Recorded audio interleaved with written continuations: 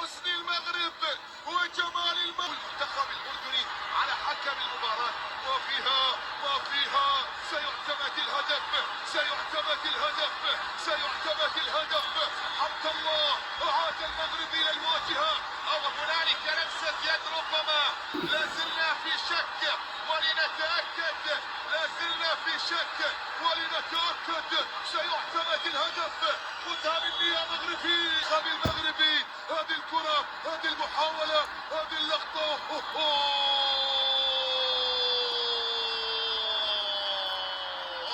لم نعتد على هذه الأخطاء يا نشامة. فكيف تأتي أمام المغرب؟ حمد الله قدم ويضع المغرب من جديد في مقدمة هذه المواجهة.